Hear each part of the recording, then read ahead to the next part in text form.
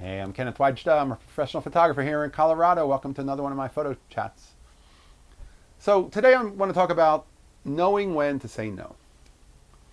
I was approached by a company called ShotKit, which is a good company. It does a lot of camera reviews and a lot of traffic to their site. And they said, hey, we'd like you to write for us. And I'm like, okay. And let me know what the details are. And it's a paid gig, and I love to write, and I would love to work on a paid gig for a camera company, sure, a photography company. They do blog posts. They must have some kind of a relationship to the kind of work I do, and they must see my blog and know I can write. And okay, so sure, what can I do?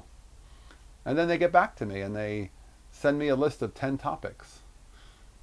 And they're like, how to cancel a Photoshop account, how to, I'm doing this from memory, so I don't remember all of them, but they were like things that I'm like, I have no idea. And the topics they wanted me to write about, I'm like, these are not a good fit for me. And it's okay to say no to things that are not a good fit, not saying, oh, I must do it. I must do it. I must be an influencer. I must get on their site. I couldn't. I don't want to write about things that I have no real connection to. Software, hardware, and you know, the kinds of topics, Lightroom, software operation type things. That just doesn't interest me. I don't want to write about that. If you ask me to write about things that you can see from my work, the kind of things that I write about, the things that I talk about on YouTube, I'm glad to do that.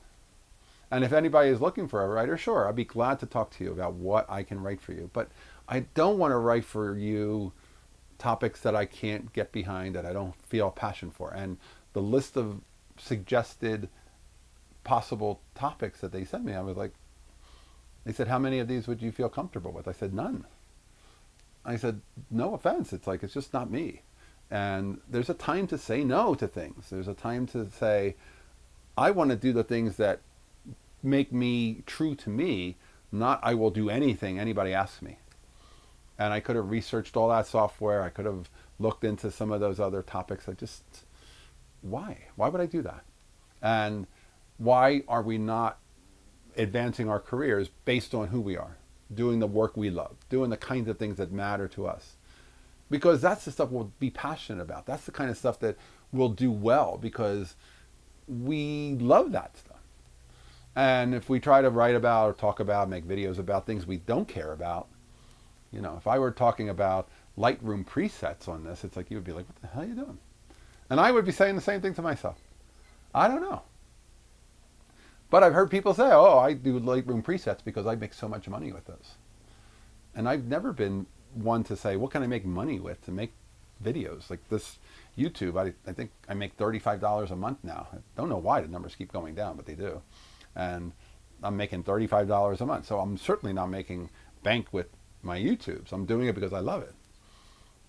I have patrons on my Patreon, and I make around $50 a month. So, you know, all these videos I make, it's under $100 a month. It doesn't matter. That's not why I'm doing it. If it were more, great. But it's not. And does that mean I'm going to start talking about Lightroom presets? No. You have to be true to yourself. What do you want to do? What do you care about? How do you put your passion forward? And keep putting that forward, because eventually people will say, I need that from you. That's what I want from you because that's who you are. Not I'm a chameleon. I can change to anybody who offers me a dime. I will do whatever I can. I'll put in poster frames that get me better YouTube responses. People say, oh, you have your name in every one of your titles. That's not good clickbait. Well, I'm not here for clickbait. I'm here to be true to kind of work that I want to promote, the kind of styles that I do, and how I can hopefully help other people find styles that work for them. So that's okay. I may not get the biggest numbers, but the number of people who do come, if I get on a Saturday 200 people to come to my studio online and talk to me and listen to me and look at my work on a link, that's 200 people who came. I'm not making 10 million visitors, but those 200 people matter to me. If 200 people walked into my gallery, I would be pretty happy. So it's not a big numbers game. On my blog, I often get probably in the first 3 or 4 days, 40 or 50 people reading my blog posts. And I consider 40 or 50 people, again, coming to my gallery, talking to me, listening to me, would be a very, very beneficial thing. There are people from around the world. At what point does 40 not matter versus 400 or 4,000 or 400,000? At what point does it make it better? For me, 40 is a group of people who came to listen to me, came to read my words, came to get inspired. That's a win right there. And I get to write about what I care about. I get to talk about what I care about, not, oh, what can I do that'll sell the numbers and give them better eyeballs on their ads. I've never been about that. All right, that's today's photography talk. If you're enjoying these, hit the subscribe button.